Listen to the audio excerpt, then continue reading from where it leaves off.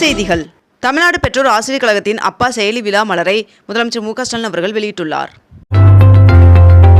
சதுரகிரி சுந்தர மகாலிங்கம் சுவாமி கோவிலுக்கு அமாவாசை மற்றும் மகா சிவராத்திரி பிரதோஷத்தை முன்னிட்டு வருகின்ற பிப்ரவரி 25ஆம் தேதி முதல் 28ஆம் தேதி வரை 4 நாட்கள் பக்தர்கள் மலையேற அனுமதி வழங்கப்பட்டுள்ளது. MRB மூலம் தேர்வு செய்யப்பட்ட உதவி அறுவை சிகிச்சை மருத்துவர் உட்பட மருத்துவ காலி பணியிடங்களுக்கான கலந்தாய்வு இன்று தொடங்கி பிப்ரவரி 24ஆம் தேதி வரை நடைபெற உள்ளதாக தெரிவிக்கப்பட்டுள்ளது. ஐயா வைகுண்டரின் அவதார தினத்தை முன்னிட்டு வருகின்ற மார்ச் 4ஆம் தேதி தூத்துக்குடி, திருநெல்வேலி, கன்னியாகுமரி ஆகிய மாவட்டங்களுக்கு உள்ளூர் விடுமுறை அறிவிக்கப்பட்டுள்ளது. கோவை மாநகராட்சி பகுதியில் சொந்த வீடு வைத்திருக்கும் மக்கள் தங்கள் பகுதியிலேயே சொத்து வரி, காலியிட வரி, தொழில் வரி உள்ளிட்ட வரிகளை செலுத்த இன்றும் நாளையும் சிறப்பு முகாம் நடைபெற உள்ளதாக தெரிவிக்கப்பட்டுள்ளது. 22 கேரட் ஆபண தங்கத்தின் விலை சவரனுக்கு 160 ரூபாய் உயர்ந்து ஒரு சவரன் 64,360 ரூபாய்க்கு விற்பனையாகிறது. அதேபோல் 1 கிராம் வெள்ளியின் விலை கிராமிற்கு 1 ரூபாய் குறைந்து 1 கிராம் வெள்ளி 108 ரூபாய்க்கு விற்பனை செய்யப்பட்டு வருகிறது. பெருநகர சென்னை மாநகராட்சி மற்றும் தமிழ்நாடு மாசு கட்டுப்பாட்டு வாரியம் சார்பில் நெகிழி பயன்பாட்டை குறைப்பது குறித்து இன்றைய விழிப்புணர்வு முகாம் நடத்தப்பட உள்ளது. கடலூர் மாவட்டத்திற்கு 2 நாள் பயணமாக சென்றுள்ள முதலமைச்சர் மு க ஸ்டாலின் அவர்கள் அங்கு 10 முக்கிய அறிவிப்புகளை வெளியிட்டுள்ளார்.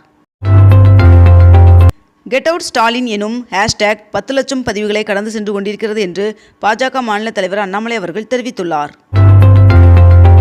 தமிழகத்தில் உள்ள அனைத்து ரேஷன் கடைகளுக்கும் இன்று விடுமுறை அறிவிக்கப்பட்டுள்ளது.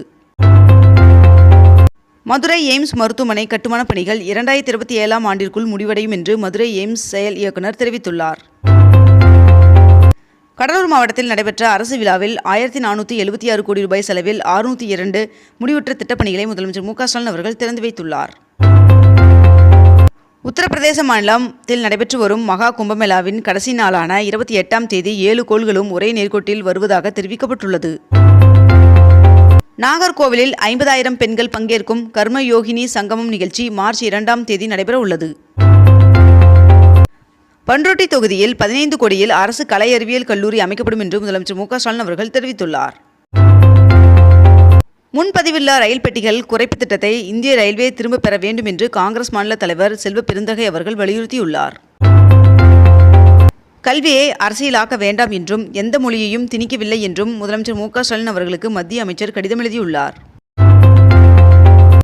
ரயில்களில் அன்ரிசர்வ்டு பெட்டிகளின் எண்ணிக்கை குறைக்கப்பட்டது குறித்து முதலமைச்சர் மு க ஸ்டாலின் அவர்கள் வேதனை தெரிவித்துள்ளார். தமிழ்நாட்டிற்கு மும்மொழி கொள்கை என்பது தேவையற்ற ஒன்று என்று ஒன்றிய அமைச்சரின் பேச்சிற்கு அதிமுக பொதுச் செயலாளர் எடப்பாடி பழனிசாமி அவர்கள் கண்டனம் தெரிவித்துள்ளார்.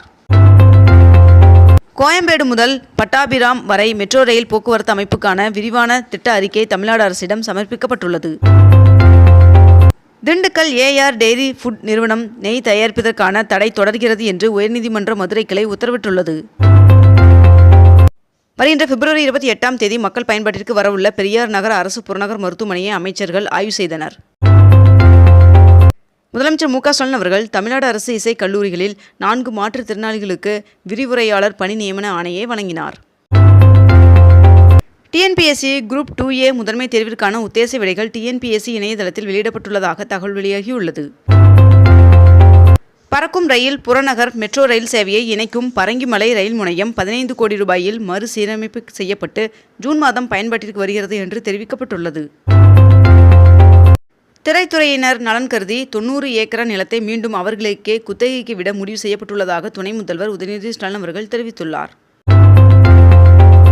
அமெரிக்க புலனாய்வு இயக்குநராக அமெரிக்க வாழ் இந்தியர் காஷ்யப் பட்டேல் அவர்கள் நியமனம் செய்யப்பட்டுள்ளார். இயக்குனர் சங்கர் அவர்களின் 10 கோடி ரூபாய் அசையா சொத்துக்கள் முடக்கப்பட்டுள்ளது. பெருந்துறை கொங்கு பொறியியல் கல்லூரி பேராசிரியருக்கு தேசிய சிறந்த பெண் ஆசிரியர் விருது வழங்கப்பட்டுள்ளது. முதலமைச்சர் மு க ஸ்டாலின் அவர்கள் வருகின்ற மே 1ஆம் தேதி புதிய சிற்றுந்து திட்டத்தை தொடங்கி வைக்க உள்ளதாக அமைச்சர் தகவல் தெரிவித்துள்ளார்.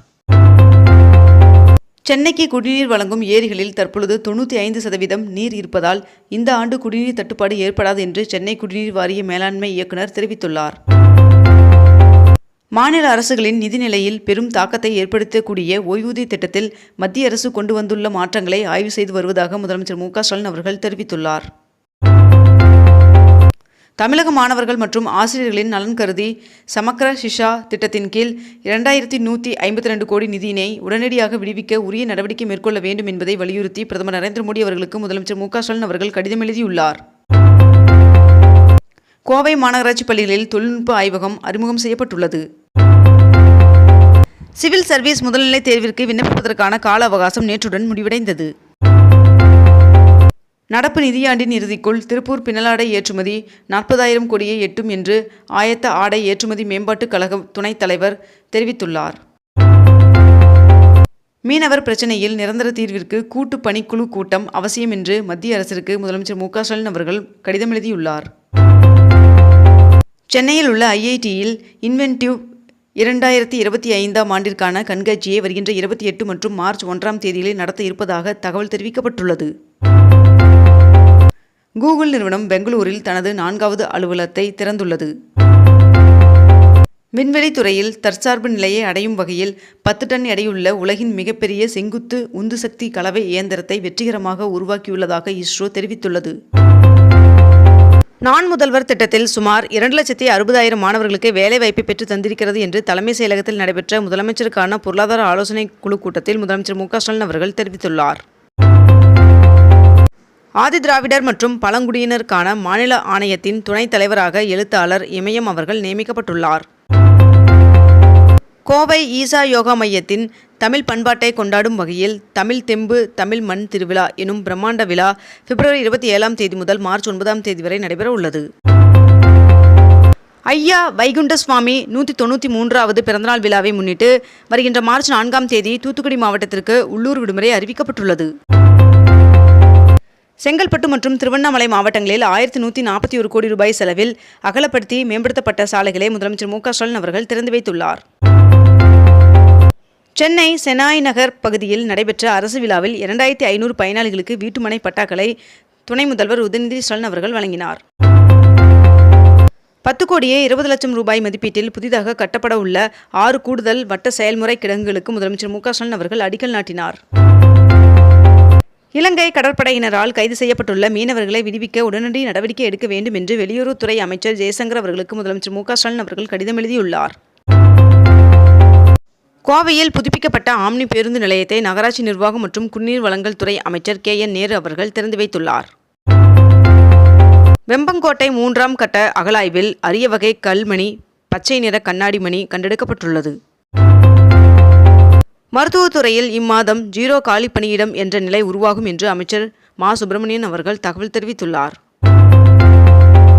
இத்துடன் இன்றைய தலைப்புச் செய்திகள் நிறைவடைகின்றன. மேலும் இதுபோன்ற அண்மை தகவல்களை உடனுக்குடன் தெரிந்து கொள்ள அக்னிபூ சேனலை சப்ஸ்கிரைப் செய்து கொண்டு தொடர்ந்து இணைந்திருங்கள். நன்றி, வணக்கம்.